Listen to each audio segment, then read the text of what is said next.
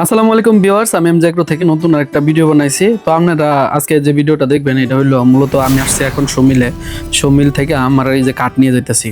আসলে কাঠ নিয়ে যাওয়ার একটা কারণ আছে, এটা হলো আমার জানেন যে সামনে একটা ভিডিও দিছিলাম যে আমি কিছু ছাগল কিনছি 10টার মতো প্রায়।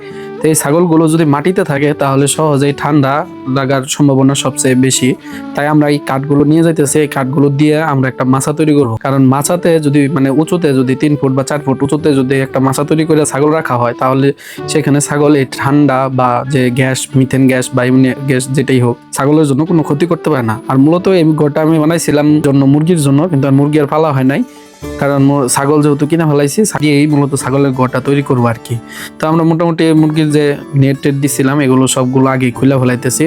তো এখানে খুলে এগুলো সব পরিষ্কার টরিষ্কার করতেছি। তো এদিক দিয়ে আবার আব্বু কাঠ নিয়ে আমি আর আব্বা দুইজনে মিললাই মাচাটা তৈরি করতেছি। তো এটা আব্বা হইলো মেন মিস্ত্রি, আমি হইলাম হেল্পার। তো এখানে কাটিং মাটিং সবকিছু দেখতেছেন। আর যেহেতু কাজ করতেছি এজন্য সব ভিডিও তুলতে পারি নাই, কারণ এখানে অনেক কিছু কাজের সময় ভিডিও করাটা আসলে আপনারা জানেন যে আমার কোনো ক্যামেরাম্যান, আমি হলাম স্ট্যান্ড হলো আমার ক্যামেরাম্যান, স্ট্যান্ড দিয়ে টুকটাক ভিডিও করি। তো মোটামুটি ভাবে আমরা এই কাঠগুলো এখানে এনে রাখছি, এখান থেকে নিয়ে ওখানে আমি আগাই দিতেছি বাবারে।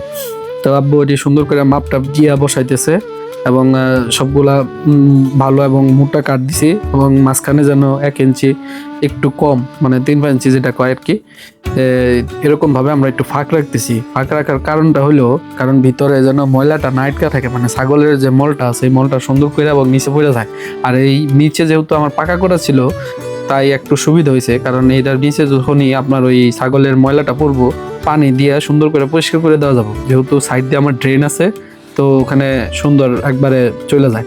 তো এই সুবিধাটার জন্য আরো ভালো হয়েছে, ভিতরে ডুইকা সরার কোনো দরকার নাই। মূলত এটার প্রকৃত নিয়ম হলো যে মাটি থেকে 4 ফুট উপরে রাখার, কিন্তু আমার যেহেতু ঘরটা একটু নিচা, বেশি একটা উচ্চতা কম, ঘরের উচ্চতাটা কম, যে কারণে আমরা আর এটা করি নাই। আর এই উচ্চতা কমের জন্যই আমাদের একটু সমস্যা হইতেছে, কাজ করতেও সমস্যা হইতেছে, ইভেন সবকিছু করতে একটু সমস্যা হয়েছে। তারপর আমরা 3 ফুট উচ্চতা রাখছি আপাতত, যে এটা আপাতত একটা বেসিক ভাবে করা হয়েছে। তো মোটামুটি এই যে আমরা সিঁড়ি টিড়ি সবকিছু বানাই দিছি ছাগল ওঠানোর জন্য। তো ঘরে লাইটিং করছি, মূলত অর্ধেকটা ঘর আমরা কমপ্লিট করছি, যেহেতু 10টা ছাগল। যদি আমাদের ছাগল আরো বাড়ে আস্তে আস্তে আমরা বাকি কাজগুলোও করে নিব। তো এখন মোটামুটি ছাগলগুলো রাখার জন্য একটা পরিবেশ হয়েছে, প্লেস হয়েছে। আর ঘরটা কেমন হয়েছে অবশ্যই আপনারা কমেন্টে জানাবেন। আর এই ঘরটাতে কোনো কিছু ভুল হয়েছে কিনা।